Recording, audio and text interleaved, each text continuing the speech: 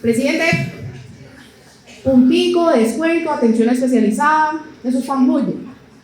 Yo les voy a contar una experiencia mía frente al Banco Caja Social. Y me encanta mucho el modelo que nos contaba el presidente Carlos hace unos minutos, porque es una fundación con unos negocios y servicios para la población. Pero hay una cosa, ¿dónde está Pamela? Y yo, aquí está Pamela, que no todas las organizaciones del sector financiero lo tienen, pero que yo les quiero hacer una invitación. Hace como unos 5 o 10 años estamos hablando de en Chief de felicidad, hay varios por aquí y hay varios en sus organizaciones. Nos han hablado sobre los Chief de estrategia, pero muy pocas organizaciones quieren una Pamela. Y aunque el rol de Pamela en LinkedIn, yo debo hacer una recomendación, señor presidente, hay que hacerle un ajuste, hay que cambiarle a ese Chief Longevity Officer que requerimos todos en nuestras organizaciones. Pamela, favor solicitar autorización de cambio, pero además para que seas un ejemplo, porque es de las pocas organizaciones que ya dentro de su estrategia tienen una persona dedicada para su labor interna y externa, empezar a hablar de esta Silver Economy. Gracias por esto. Se los quería contar porque a mí personalmente me llama la atención. Les conté que hago parte de una organización, un gremio que tiene alrededor de 600 empresas y estamos en una transición importante de esas empresas del sector infraestructura y es estos grandes CEOs que ya comunicaron 70, 80 años haciendo una transición de sus organizaciones a sus hijos. Entonces ahí estamos también viviendo una gran Silver Economy transicional dentro de nuestras organizaciones. Gracias, presidente, por estar aquí, por ser ejemplo y por ser líderes dentro del sector financiero. Nuestro siguiente panel justamente aborda esa pregunta estructural que ya están resolviendo los que hablamos ahorita de mercado senior. Y es, ¿qué tendría que pasar en Colombia para que podamos hablar de un envejecimiento digno, activo, seguro y saludable? Es hora de que la longevidad sea una prioridad de Estado. Para guiar esta conversación se va a unir a nosotros un periodista que además de ser el director de Noticias RCL, plasmó su interés en el futuro y nos acaba de dar de primicia que pronto saldrá la edición número 2 de su libro Los 40 menores de 40. Recibamos a José Manuel Acevedo, bienvenido a moderar este panel de lujo que tendremos en la mañana de hoy. Y tiene la pequeña misión de ayudarnos a responder esos datos que no podemos ignorar. El primero de ellos es que solo el 25% de la población en Colombia se pensiona hoy y que existe en nuestro país una política de envejecimiento que probablemente pocos conocemos, pero que debemos ponerla en la agenda. Y junto a José Manuel, hoy va a estar con nosotros Andrés Mauricio Velasco, bienvenido, y a Asofondos, nuestra querida y estimada Adriana Iten, presidenta de Asocajas, y nuestra gran investigadora Luz Magdalena Salas, de AMID, cuyo centro de estudios hoy está promoviendo activamente temas de envejecimiento. Bienvenidos. Arranquemos ya es. Gracias, doctor. Decía acá no soy, solo. ¿Qué horas?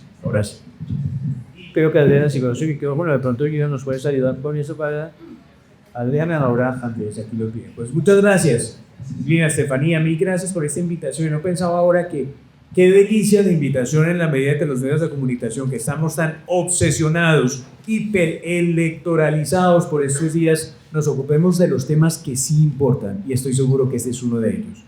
Cuando además me acerqué y me aproximé a un tema en el que te confieso, querida Estefanía, no tenía un conocimiento como el que sí lo tienen nuestros invitados, me encontraba con datos como el que mencionaba Gina, que a veces pasamos por alto o mencionamos como si fuera una estadística más, cuando de verdad nos debería estremecer y preocupar que solamente 1 de cada 4 colombianos o colombianas puedan acceder a una pensión, el 25% nada más. O cuando Estefanía me compartía la información de que América Latina será la región más envejecida al final del siglo, y uno piensa que tanto, o que tampoco más bien, nos estamos preparando para una realidad contundente y tosuda como esa. O cuando estábamos viendo que América Latina se está envejeciendo en 50 años lo que a Europa le tomó 200 años, solamente que con la diferencia de que Europa tiene una economía evidentemente más robusta y preparada de la nuestra. ¿Qué estamos haciendo en ese sentido y en esa dirección? Y con estos tres invitados de lujo, pues se te ocurre comenzar por una pregunta general para los tres, a propósito de estas reflexiones, que tiene que ver con el mar de desafíos y de retos que estamos enfrentando. ¿Cuál para ustedes es el que deberíamos abordar de manera inmediata, más urgente y con más seriedad a la hora de hablar de una economía silver, a la hora de hablar de una longevidad ojalá digna, como la que deberíamos haber en todo el mundo, pero particularmente en un país como Colombia? Quiero empezar, Adriana, con esa reflexión y con esa pregunta que le planteo de entrada. Igual, deciréis, ¿cuál de todos esos desafíos te complica más a Adriana? José Manuel, te saludo a mis compañeros del panel, a Luis Magdalena, y agradezco, Aurora, la invitación. Bueno, pues creo que entre bambalinas les conté que acabamos de llegar de una misión de envejecimiento y cuidado en España, porque los países europeos van muy adelante precisamente por lo que tú decías en este tema. Y yo quiero recoger y empezar desde lo que planteó el presidente del grupo social, Carlos, que decía que la política pública no está configurada. Para mí, ese problema más grave, la política pública no está configurada para asumir este tema. Y es que una cosa para mí es longevidad, otra envejecimiento y otra discapacidad. Y nosotros como que deseamos todo, ¿no? La longevidad es que estamos aplazando la vida, la estamos alargando, la estamos extendiendo. El envejecimiento pues es un proceso natural propio de los seres humanos en donde pues nos estamos volviendo viejos, pero no necesariamente volverse viejo tiene que ver con estar o sufrir de una discapacidad.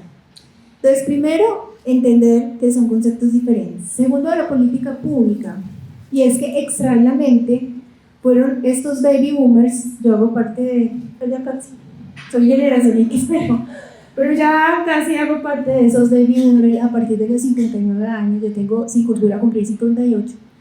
Fueron los que generaron la política pública desde sus vivencias. Ellos vivieron la época de la caída del muro, todo ese tema de cómo afianzar los derechos laborales de los trabajadores, y ellos fueron los que diseñaron nuestro marco institucional a partir de esas vivencias. Pero esas vivencias no corresponden a las actuales. Y entonces el tema de la longevidad se vuelve un problema intergeneracional. ¿Por qué? Porque los centennial y millennial, que después nos hablará Andrés de ese tema, que son los que van a cotizar a futuro si es que cotizan, ¿no? Tienen una forma de ver el mundo distinta. Entonces su forma de trabajo hoy es un trabajo transaccional donde por medio hay una plataforma, donde hay un proveedor de bienes, de servicios que está en cualquier parte del mundo y alguien que lo recibe. Y esa es la forma en que se concibe hoy el mundo laboral. Entonces, ¿cuál cotización a pensión? Ese es un tema que hay que replantear. ¿Cómo vamos a pensar?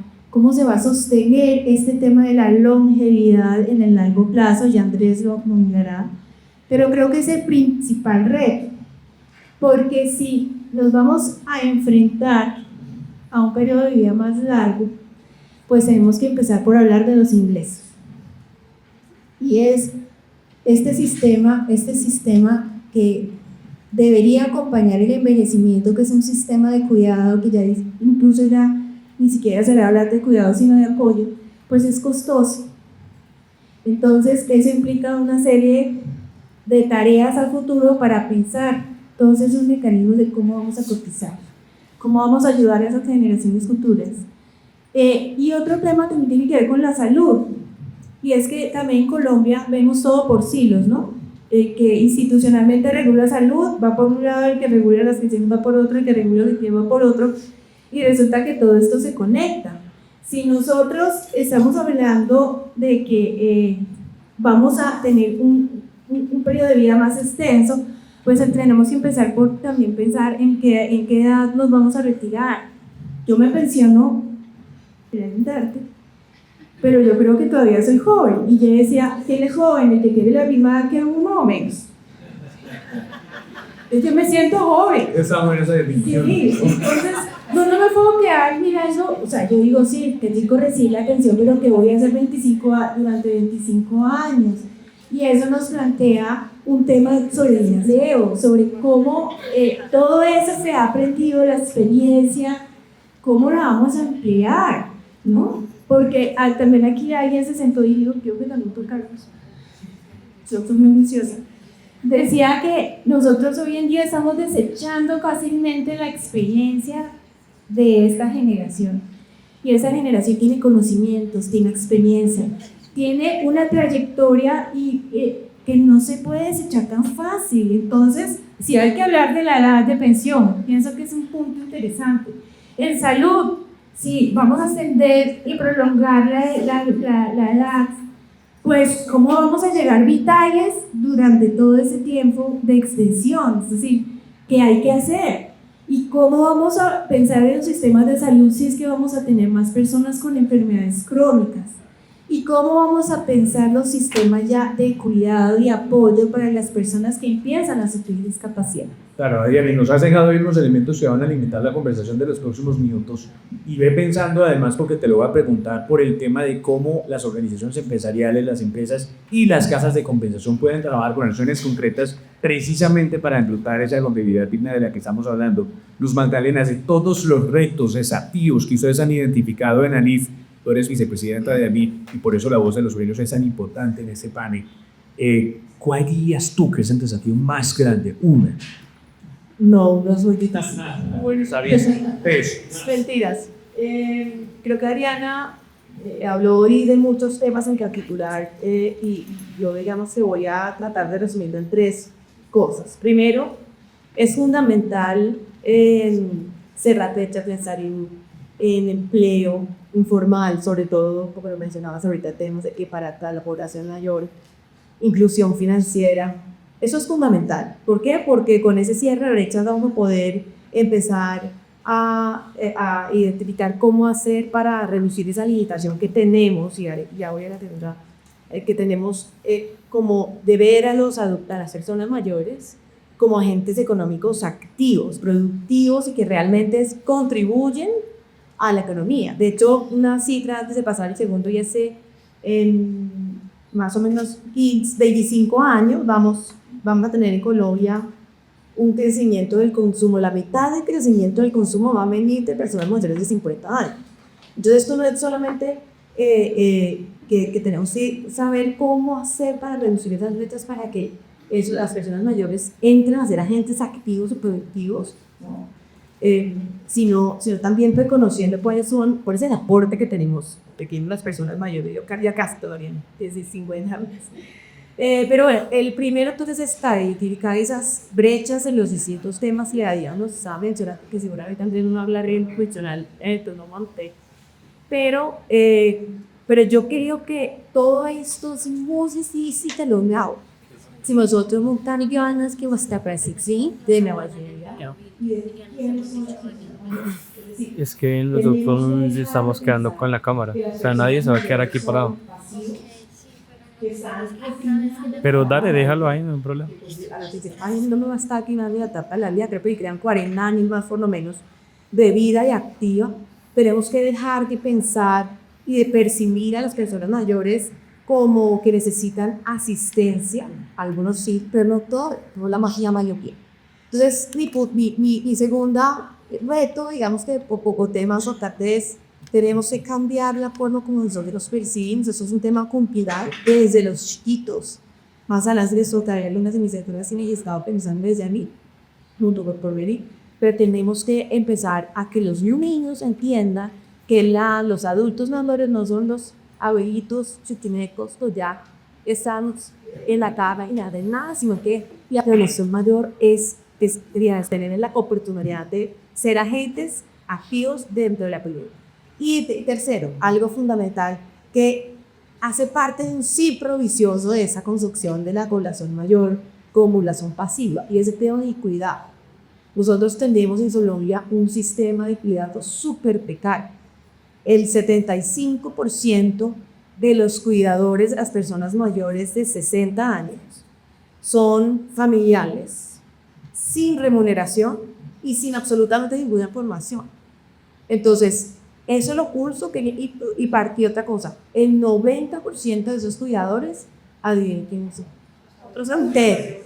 Entonces, esto lo único que genera es un círculo vicioso en donde yo tengo que cuidar las personas anteriores en mi casa, en mi familia, ya sea mi mamá, mi abuela, mi abuelo, mis tíos, ¿no? Y que quede todas las acciones de él, que no estoy acumulando, no pude acumular capital humano, cosa que donde no pude tener experiencia laboral, no tengo ingresos, y como las mujeres han más que los hombres, pues eso se va a ver, digamos, se va a traer unas medias puercas. Entonces el punto es, tenemos que pensar en la longevidad y en las personas mayores como estos agentes, también es un bonito el rol de asistencia, de equidad, de acompañamiento. Tenemos una oportunidad, los personas mayores tenemos la oportunidad de contribuir, hacemos parte importante de la economía y tenemos la posibilidad con nuestra experiencia, todo lo que conocemos, con todo lo que hemos vivido. Y ya podemos usar esos países colectivos que están ahí diciendo que es lo que tenemos que hacer en todos estos sectores. Entonces yo diría eso, y para eso, tenemos un sistema de cuidado integral, que reconozca los derechos en términos de remuneración y que forme a los cuidadores. El tema de cuidado es una falla para muchas mujeres y es una tarea no solamente porque debemos acumular ingresos, sino también porque es una tarea amenizada. Entonces eso es lo que tenemos que también de poner en la mesa de discusión para la población. Gracias, Luz Magdalena. Todas las cosas buenas, Andrés, que han dicho las dos mujeres panelistas que nos acompañan hoy, me gusta mucho que dicen su edad sin problema. Y creo que eso es parte de lo que tenemos que cambiar la gente, porque tiene que reconocerse los daños que tiene. Yo soy Andrés, ¿sí o no? Y soy exenio. yo nací entre la primera y la última película de las primeras de Star Wars. Entre el 77 y el 83, y con eso soy exenio. Estoy en la mitad de los X y de los millennials, porque me enseñaron mecanografía y dibujo técnico a mano, pero tuve computadora antes de entrar a la universidad. Entonces, estoy ahí como en la mitad. Y yo estaba pensando qué les cuesta dar, si mandarme de una vez con el libreto de los fondos de pensiones. Y vamos a llegar allá, no se preocupen. Pero quiero hacer dos reflexiones, una obvia y una que no es tan obvia. Y es, nos estamos envejeciendo sin habernos desarrollado. Y eso es terrible. Porque uno solo se desarrolla cuando es joven. Como nación, la democracia nos está llevando a un momento en el que todavía tenemos ingresos medianos y bajos, $10,000 per cápita. Si el dólar sigue a 4,000. El próximo año vamos a tener 2,000 billones de pesos, va a ser el Producto Interno Bruto. Entonces la división es muy simple. Y todavía es un índice muy bajo. Y nos estamos envejeciendo. Entonces, la innovación, pues, nos va a tocar a nosotros, nos va a tocar a las generaciones, vamos a llegar a la edad adulta, nos va a tocar un esfuerzo adicional y en la responsabilidad de la sociedad de promover el conocimiento en las generaciones X, en los baby boomers tardíos, pues nos toca tomarlo en serio. Entonces, el tema de la educación es clave ahí. Bueno, esa es la obvia. La que no es tan obvia es que nos estamos envejeciendo sin ser un Estado, sin habernos puesto de acuerdo en las cosas fundamentales de un Estado. Y no quiero hablar de seguridad, no quiero hablar de protección social, que son los principales renglones hoy en día, pero hablar de cosas más básicas. Trato social tributario, no estamos de acuerdo. El contrato social de gastos, no estamos de acuerdo. El contrato social intergeneracional, no estamos de acuerdo. No somos ciudadanos de este país, somos pueblo, nos dice el pueblo y aceptamos que nos diga pueblo. Tenemos que empoderarnos como ciudadanos de este país, es nuestro país. Y nos estamos envejeciendo, la demografía nos está llevando a un estado envejecido en el que todavía no conocemos cuáles son nuestros deberes y nuestros derechos y no aceptamos nuestros deberes y nuestros derechos. Y no se trata de que somos muy diversos, que el Costa, que Cali, no sé qué, o el centro del país, o los llanos orientales. No se trata de eso. Hay muchos más que tienen geografías y complejidades importantes como la nuestra. Esto no se trata de eso. Se trata de tomarnos en serio la responsabilidad de ser ciudadanos de esta nación. Y eso nos está pasando. Entonces, esa no es tan obvia y es una reflexión que quiero dejarles porque nos toca, a través de nuestras organizaciones, empezar a convencer a los colombianos de que hay que participar, de que hay que ejercer responsabilidades, de que hay que pagar impuestos.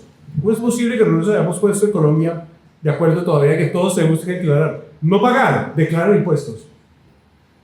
Todos la nación deberá tener información sobre cuáles son los recursos que nosotros devengamos para poder formular políticas públicas, pero todavía no. Eso es un mito, eso es una cosa, además es prohibido hablar de eso. Los candidatos presidenciales a los que uno les habla de eso me dicen, no, me va a matar, me mató. Esas son dos cosas que nos están pasando, José Manuel y mis estimadas compañeras Adriana y Magdalena, que yo creo que tenemos que pensar. Tenemos que evitar envejecernos sin desarrollarnos, y si nos pasa, a través del capital humano, promover a las generaciones que tengamos para desarrollarnos, terminar de desarrollarnos y llegar a un ingreso per cápita del doble el que tenemos hoy en día, $20,000 al menos, ¿cierto?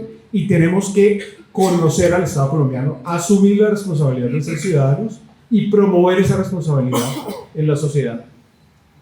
Entonces, en un minutico hacemos zoom al tema pensional propiamente, no se va a saltar, se va a encarar, pero Luz Magdalena, pensaba yo oyéndolos, ¿qué transformaciones han identificado ustedes desde a mí que deberían hacerse desde el punto de vista del sistema productivo, laboral, tributario, a propósito de esta discusión que estamos teniendo de la economía ciber? ¿Podrías mencionarnos algo? Claro, sí, Manuel. Pues primero, nuevamente, recogiendo, tenemos que ver envejecimiento como un reto estructural, que lo mencionaron en el panel anterior y tal, Adriana, y digamos, es que estamos en una sociedad distinta, ¿no? Estamos haciendo parte de búsqueda y además mucho más rápido que otros países en el mundo, es decir, de que en 2019 la tasa de natalidad caía al 1% y en el 24 caía al 13%, al 13.1, 13.2%. Entonces, esto está aceleradísimo. Esto no es que nuestros hijos lo van a vivir, nosotros, todos los que están vivos, lo vamos a vivir. Entonces, uno, entender el envejecimiento como un reto estructural. Y además un reto estructural como una oportunidad de desarrollo económico. Y ahí hay dos temas que voy a tocar en modus. En primer lugar, el tema del mercado laboral, por supuesto. Aquí tengo unas citas y quisiera compartir con ustedes. El 84% de las personas que tienen más de 70 años, 84%, ganan menos de un salario mínimo mensual. Pero eso no es tan distinto para los que están entre 60 y 70 años. El 65% de las personas entre 60 y 79 años ganan menos de un salario mínimo. Y los que están entre 50 y 59 años, es 51%. La mitad de las personas que están en esa década ganan menos de un salario mínimo. Entonces, eso es dramático. En términos de protección social y de las otras cosas que mis copanelistas van a hablar, aceptamos en la mejor. Entonces, tenemos que integrar a la población mayor al mercado laboral. E integrándolos no solamente, y hay varias estrategias, o integrándolos no solamente empleándolos, sino apoyándolos para que generen ingresos, para mejorar esa capacidad que tienen para generar ingresos. El panel anterior también hablaban de generar emprendimientos.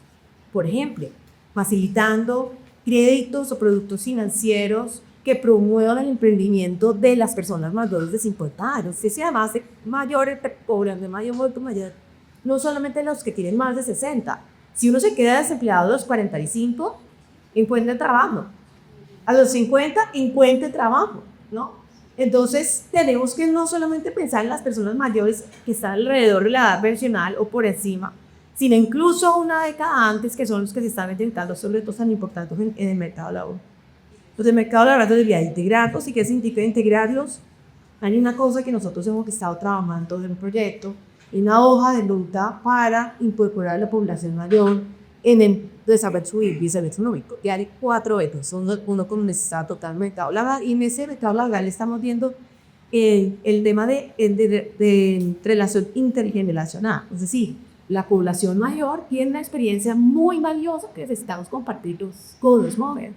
Los jóvenes tienen una experiencia y un conocimiento muy valioso en lo que hablábamos en las metas digitales, en todo el mundo de análisis de datos, que es tan importante para la toma de decisiones. Entonces, ¿cómo nosotros podemos empezar a vincular, a tener estas reuniones, estos trabajos intergeneracionales? Para eso el sector privado es fundamental, que cree esos espacios dentro de sus compañías, entre los jóvenes y los bien jóvenes. Importantísimo, reskill, que es formación, continuar con el proceso de formación. Yo pienso en las universidades, lo estamos viendo. Hay cambios drásticos, estamos también en las universidades sufriendo cambios importantes en lo que los jóvenes tienen. Y no solo de lo que hicimos en la ciudad, en los que el sector productivo está necesitando capacidades y habilidades. Entonces, desde las universidades también, ¿por qué no empezamos a reformar a las personas mayores en estas temáticas que son para el mercado de laboral para que se puedan integrar? Yo hablé de cuidado y simplemente van a mencionar una cosa más en términos de bienestar financiero.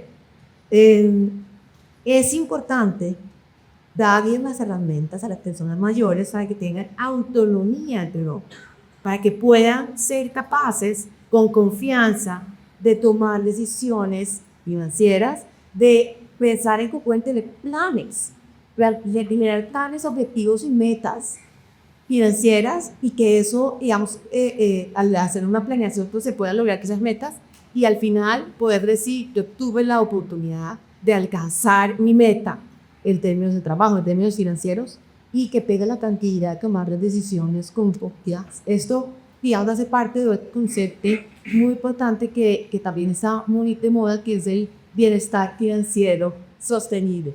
Es algo en lo que hemos venido trabajando también el Montofo por Remir de mí, hace parte de la hoja de ruta, y que es fundamental para generar esa autonomía tecnológica para las personas mayores.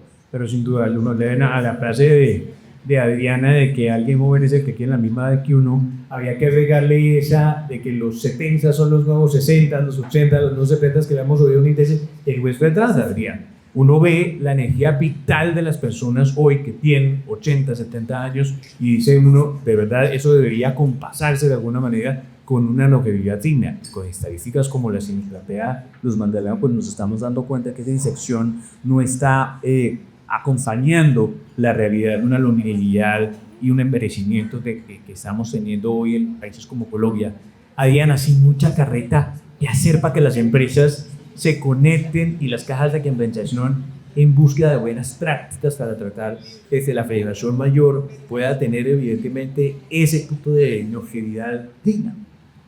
Bueno, longevidad digna, hablábamos de que en Europa se está hablando de sistemas de cuidado, pero resulta que ellos están migrando de la expresión cuidado a la expresión apoyo, porque el cuidado casi que puede llevar a la idea de una imposición para el adulto mayor en muchas cosas, y el adulto mayor debería ser autónomo. Entonces creo que una de las cosas en que las cámaras empiezan a trabajar es cómo asegurar la autonomía de la persona mayor. Tú hablabas de temas financieros, por supuesto, pero es como, por ejemplo, desde la educación hay una capacitación, una forma de que ellos puedan vincularse al mercado laboral, y hemos estado en conversaciones con LinkedIn porque ellos tienen una línea de empleo plaqueado, empleo silver, y yo creo que sí hay que tratar de buscar que estas personas empleen sus capacidades de otra manera y con otros modelos, por un lado. Por otro lado, cuando hablamos de sistema de cuidado, las cajas de compensación estamos empezando a copiar unas ideas interesantes como los centros día que se mueven en muchos países europeos, y es la posibilidad de que esos adultos mayores puedan pasar un tiempo en uno de estos centros, pero que sea un tiempo donde tengan varias posibilidades, la posibilidad de aprender cosas nuevas, la posibilidad de emprender, la posibilidad de hacer deporte, de tener actividades recreativas, también la posibilidad de que en el mismo centro día tengan la posibilidad de recibir sus consultas especializadas, geriátricas, gerontológicas, pero también que esos centros CIA tengan la posibilidad de traer a esas personas cuidadoras, que en la mayoría son la familia, son lo que se llama cuidadores no profesionales, y la posibilidad de enseñar a cuidar. No es lo mismo cuidar a una persona con discapacidad, no es lo mismo pensar cuidar a un pequeño, un niñito, o a un adulto mayor que tiene discapacidad cognitiva. Entonces las cajas lo que están tratando de entender es cómo hacer esos centros día y ponerlos en funcionamiento para sus afiliados. Ahora, muchos de los beneficiarios de las personas que están afiliadas, y entiéndase, es la persona que está trabajando, que es el trabajador formal. Nosotros atendemos 2 millones de personas que son mayores, y de esas 1,5 millones son personas que no tienen ingresos. Entonces, estamos como tratando de mirar esa población, qué es lo que requiere realmente en esos centros día, y nos estamos tratando de especializar en eso. Pero resulta que los cuidadores, que son la mayoría familiares, también necesitan algo que en Europa se llama centros de respiro o momentos de respiro familiar. Y es que esos cuidadores, ¿por qué? Porque el cuidador se cansa. El cuidador también interrumpe su proyecto de vida para dedicarse al cuidado de otros. Entonces, ese respiro familiar termina siendo muy importante para que esas personas puedan salir de esos momentos de cuidado y puedan hacer otras cosas y otras actividades. Y creo que esa es una de las cosas que tenemos en la mira de las planes de compensaciones. Entonces, se llama respiro familiar. Y también estamos pensando ya compensar, de verdad es un pionero en eso, y son esas unidades de vivienda para toda la vida. Esas personas que deciden que van a utilizar su ingreso, su pensión, en un centro especializado donde los puedan cuidar, donde ellos puedan estar. Y eso nos ha parecido muy interesante. En Fusagasugá se va a compensar, tiene un centro muy interesante donde tiene todos los servicios médicos, recreativos para que esas personas puedan llegar. ¿Y eso por qué? Porque también se están retardando los nacimientos o se están disminuyendo los nacimientos. En Bogotá, por ejemplo, la tasa de nacimientos es del 0,99. Ya las personas no quieren tener niños o retrasan el tema. Pero eso es muy grave porque entonces una persona de 50 años está cuidando a los niños y está cuidando a los papás. Entonces, por eso los centros de respiro familiar son muy importantes. Pero eso también tiene que ver con algo que dijo mi Magdalena, y es que tenemos en este momento más de 6 millones de mujeres que están en el hogar. Dicen que no pertenecen al mercado laboral, no figuran en las cifras, pero están cuidando a alguien, al nieto, al papá, al hijo. Y esas personas tienen un salario de reemplazo muy difícil porque para que esas mujeres se puedan enganchar, tienen que dejar al cuidado de alguien o a sus hijos o a sus adultos mayores. Entonces estos centros día podrían ser una solución interesante. Pues, don Chévere, fíjense que las charlas de conversación en algo están haciendo la tarea. Seguramente tenemos experiencias como las que nos comparte Adriana de España, que hay que mirar para ver cómo podemos esas realidades, pero se está avanzando y está haciendo algo en Colombia por parte de las casas de compensación.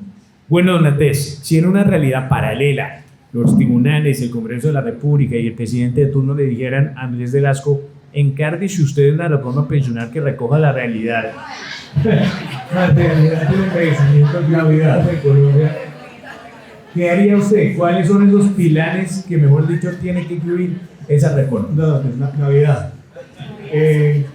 Bien, miren, hay 3 delanteros. Yo creo que dedicamos a solucionar 3 problemas. El primero es el problema de cobertura. 75% de los adultos mayores no llegan a cumplir los requisitos para pensionarse. ¿Cuáles son esos requisitos? Pues principalmente las semanas, porque la edad, pues, inevitablemente obliga por ley. Entonces, la cobertura es un tema que no depende del esquema laboral. Lamentablemente no depende del sistema pensional. Perdón, no depende del sistema pensional, depende del sistema laboral. Y ya lo mencionaron acá mis compañeras con varias reflexiones, pero organicemos el debate. Participación laboral. Hay unos temas importantísimos. Cuando uno ve las brechas, ve brechas en campesinos, en jóvenes, de mujeres. Muy posiblemente la brecha de mujeres tiene que ver con una mala calificación de lo que es participar en el mercado laboral, por lo que Adriana nos contaba ahorita. Pero tenemos un problema de participación laboral importante. Tenemos un problema de empleabilidad. Tenemos una tasa de desempleo de largo plazo económico posible entre el 10 y el 12%. Es una tasa altísima. Y no hemos sido capaces de quebrarlo. Yo creo que la respuesta ahí, Magdalena, y nosotros estamos trabajando en unos temas conjuntamente con él, es un tema sectorial. Nosotros le damos mucho valor a las políticas macroeconómicas. Yo he sido macroeconomista toda mi vida y he hecho política pública, pero tenemos que empezar a mirar hacia las empresas, hacia el costo de uso de capital, hacia el sector productivo. Tercero, el tema de la formalidad, ¿cierto? El tema de la formalidad, también tenemos unos retos gigantescos desde el punto de vista de la flexibilización del mercado laboral, pero también tenemos unos retos sectoriales que de hecho estamos explorando con el Durazo Cajas y los invitamos a un encuentro que vamos a tener en noviembre, estén pendientes. El 25 de noviembre vamos a hablar sobre formalidad. Entre los tres. Entonces, ese es el primer derrotero y nos toca mejorar el mercado laboral para tener una mejor cobertura pensional. Segundo derrotero, el tema de la sostenibilidad, y no solamente la sostenibilidad fiscal, sino la sostenibilidad pensional. Entonces, en ese tema, lo clave es el ahorro individual. No hay otra respuesta. Colombia, lamentablemente, con la 2481, con la ley que está por ser discutida en la plenaria de la Corte Constitucional para el se mueve en la dirección equivocada, porque se mueve hacia más prima media, cuando necesitamos 8 personas cotizando el mínimo para poder pagar un mínimo del régimen de PSGO, del régimen de prima media, porque esas personas cotizan el 16, pero contamos con el 13 porque 3 puntos porcentuales para administración al seguro previsional y 13 por 7.7 da 1.01. Necesitamos 8 personas para financiar una prisión. Y en este momento hay 7 personas cotizantes por cada pensionado. Y en 10 años va a haber 4. Entonces, no hay forma de que un sistema de reparto alcance la rata y sea sostenible. Y la única forma es pensar en el ahorro privado. Y para eso necesitamos cambiar el chip que hemos ido cambiando en los últimos 10 años. Yo no sé por qué, pero los colombianos estamos dando un estatus al Estado con el que el Estado no es capaz. Necesitamos devolverle las funciones al sector privado y darle ese rol al ahorro individual. Tercero, muy rápidamente, equidad. Hay un avance de equidad importante con la reforma del 2381. Se disminuyeron los subsidios de 25 salarios mínimos a 3 salarios mínimos, pero eso implica una inequidad intergeneracional por la generosidad de la transición. Y yo creo que tenemos que mejorar. Nosotros tenemos todos los conflictos del Día de la Madre, hinchas del Cali versus hinchas de América. Vamos 2 décadas atrás, los amperistas versus los pastranistas. Tenemos todo, pero el que no tenemos es el abuelos y padres contra hijos y nietos. Si mi hijo tiene exactamente la misma historia laboral mía, con los mismos ingresos, mismos puestos, se va a pensionar con la mitad de mi pensión. Tiene 14 años, con la mitad de mi pensión, pero para eso necesita hacer una reforma tributaria de entre 2,5 y 3,5%, de 70 billones de pesos de oro. Esa es una inequidad intergeneracional que hay que solucionar. Y hay que solucionar acotando la generosidad de las transiciones y metiéndole la mano a los parámetros. Edad, somos más productivos, podemos trabajar más, podemos buscar actividades adicionales, semanas de cotización. La mitad de la población colombiana quedó con 1.000 semanas o menos para pensionarse. La mitad de la población son las mujeres. Porcentaje de cotización, el 16% es muy bajo en términos órbicos, es bastante bajo. Y la generosidad de la tasa de recuperación, el 65%, es muy alto. Entonces, ese es el regalo del niño. ¿Qué dicen después de Vilo? ¿Le damos la varita mágica para que solucione los problemas pensionales o no?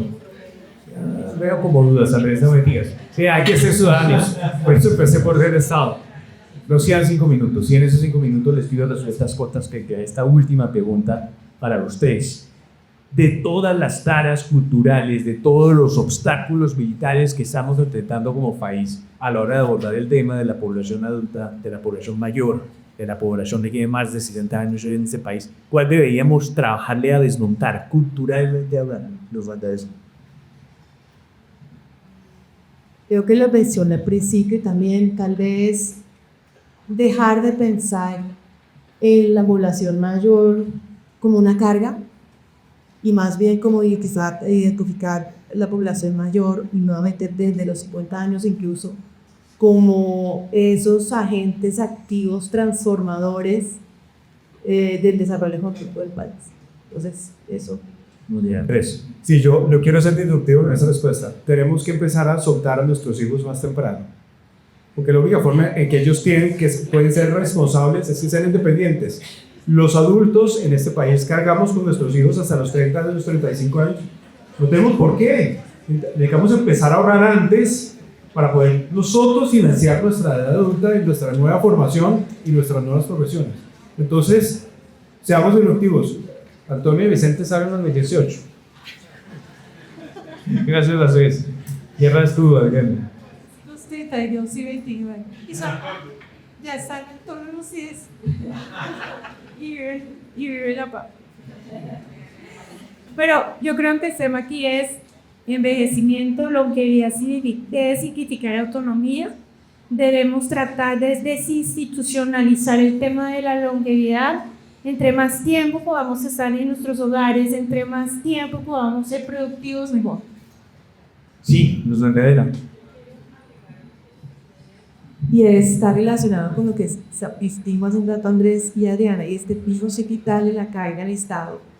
Y ves que hoy en día el programa de donde mayor es una carga enorme. Uno, el pensional hace la autocarga enorme. Y el sistema de salud, no tenemos que... Pero hoy en día, el gasto de bolsillo de las personas en salud, medicamentos, tratamientos está creciendo al 20% anual y en planes son muy locales de salud. Entonces, tenemos que quitar el cargo. Pienso, creo que aquí, la mayoría de los que están acá, somos responsables de empezar a pensar en cómo innovar el producto y el servicio de todo para que haya ese sentimiento del precio muy bien. Gracias, Magdalena. Último apunte de Adriana. Solo quería decir en relación con tus hijos que es que yo le veía ahí que era un señor muy importante y no me acuerdo el nombre, entonces mío, pero él decía, tenemos que cambiar la cultura de pensar que tenemos que estar buscando empleo, que ¿por qué no cambiamos el chip a generar empleo y aprendemos todos a emprender y a generar cosas muy dinámicas? Sí, yo lo único que les quiero decir para terminar es que me subí a con mi libro de los 40, de menos de 40 y me bajo pensando de los 50 a más de 50. Muchas gracias a todos.